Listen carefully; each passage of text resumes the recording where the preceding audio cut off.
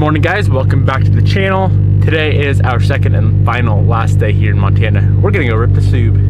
Oh, hello. Well, guys, we're back home now. I'm very terrible about doing any sort of recording when we're not home. It just, I don't know. I feel like it'd be super boring for you guys. So I always say I'm gonna do it and then I don't. But we're back home now. I need to bring my 10 to the shop. My 10 is sitting here at the house. It is dead. Battery is dead. I cannot open it with the fob because the battery's dead. But then my freaking key doesn't work in the door. Not sure why. Something must have came apart in the door. So I have to go break into my 10 somehow. Let's see what we can do. Maybe because it warmed up a bit, she'll unlock. I don't know. No, she won't. This car only has one keyhole on the driver's door. Passenger does not have one. The factory trunk would, I believe, but we don't have a factory trunk on it. So let me just try again. If we can get this thing open. Yeah, it does nothing. It's like it's disconnected.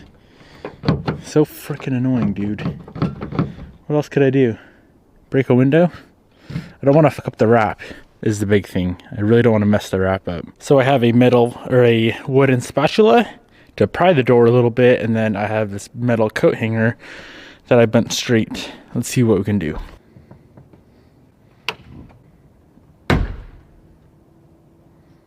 Fuck. Bobby's gonna be pissed. For what? I was trying to pry my door open, the bitch just broke. I cook every meal with this spatula. Well, I'll get you another wooden spatula. I'm gonna need it by tonight. I'm terribly sorry. I can tape it. Let's tape it. It's like a ornament.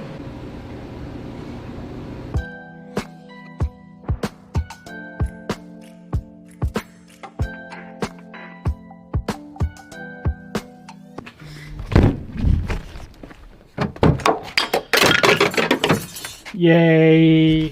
We win. Finally. Took about 30 minutes.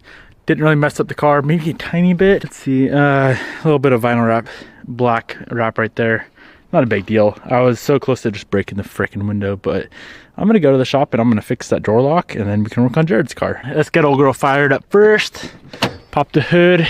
I brought my little jump pack, which is, of course, the most handy thing in the world. I'm gonna go ahead and link it down below. I've done an ad for them before, and I never run like any promo ads or anything that on a product that I think is shitty. This jump pack is so freaking nice, and I use it all the time. And it's like 140 bucks. A little spendy, but so worth it for instances like this. Hell yeah, I'm excited. Also, I don't know why I'm going to the shop right now. It's Sunday evening, about 9 p.m. I'll show you how to use it properly. I figured this out recently. So we got it plugged in. Damn, this battery's dead. Wait, is this thing dead?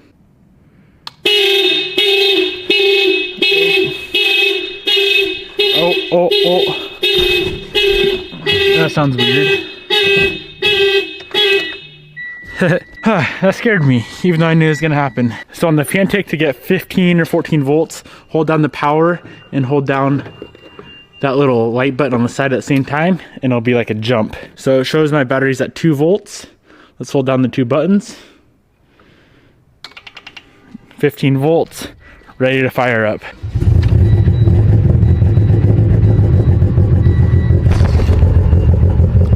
It's been months since this car's been fired up, so I'm excited that it started that easy.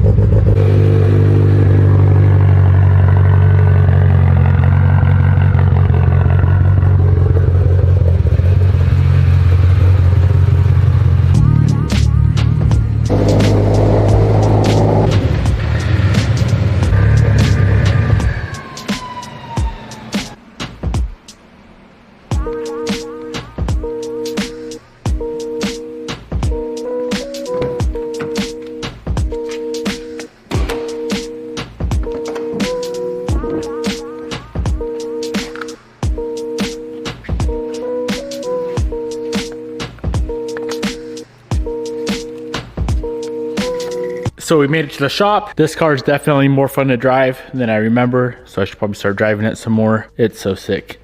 Regardless, tonight's goal, of course, is to get this Evo 10 check engine light misfire issue figured out. You can fire it up, it runs 100% perfect. It'll idle for 40 years probably without throwing a check engine light.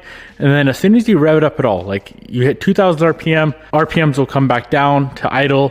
It'll start loping like it's got some S3s in it.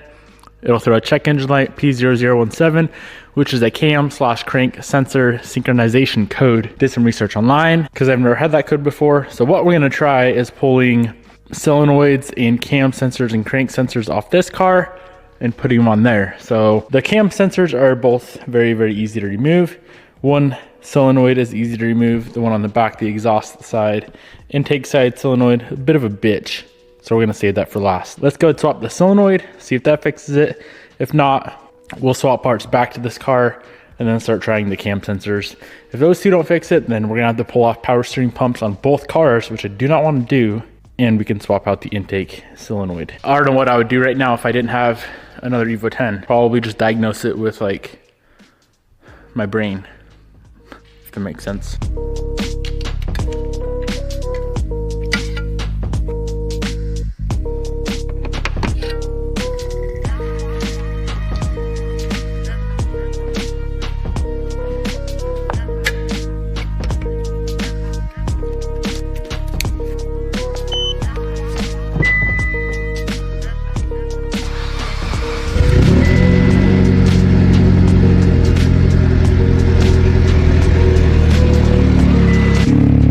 Been running for about 5-10 minutes. I've given it a few little revs here and there. No check engine light yet. I'm gonna let it warm up just a little bit more, and then yeah, like I said earlier, if it revs above like, if we rev it above like 2000 RPM, it usually comes back down to idle and then it'll start loping. We'll see.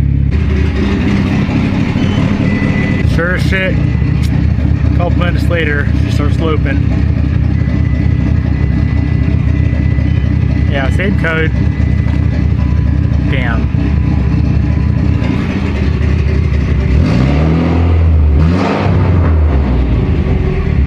Next sensor, let's go ahead and get it swapped out. Problem with this is the car has to warm up every single time to throw the code. It doesn't throw it just right off the bat like I wish it would, so now I gotta burn my hands every few minutes, which is no fun. Ow.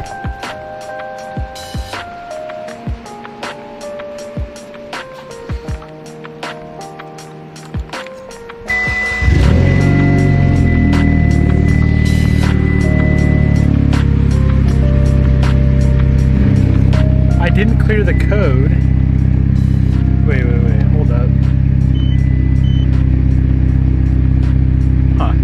I didn't clear the code, but the check engine light's off, and it seems to be running fine. But this thing's duped me like 5 times now, so just let it run, see what happens.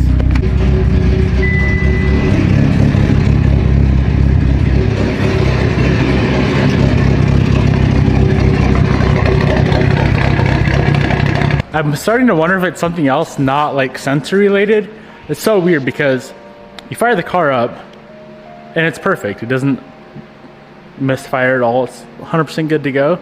But then as soon as you rev it up, it comes back down and it starts missing.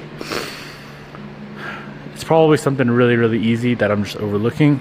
But I'm gonna continue on with my plan. Let's swap the rest of the sensors. So I replaced the oil control valve for the exhaust cam sensor, intake cam sensor, the intake cam, or the oil control valve on for the intake side. Straight pain in the ass to remove. We'd have to pull off the power steering pump, which on a Evo 10 is not fun whatsoever. But the code it's throwing is a bank one sensor B, which I believe that would be the exhaust, the oil control valve, the solenoid that we already swapped out. I am thinking I'm gonna go ahead and check timing real quick, just to double check. But it doesn't make any sense, because if timing was off, it seems like it would just run rough all the time, right? Not just like when you rev it and it comes back down, then it starts to idle rough. But just to get that out of my head, out of the back of my brain, I'm gonna just double check timing. So let's pop the valve cover and get it at top dead center and make sure both cam gears are lined up properly. That's the thing I wanna do.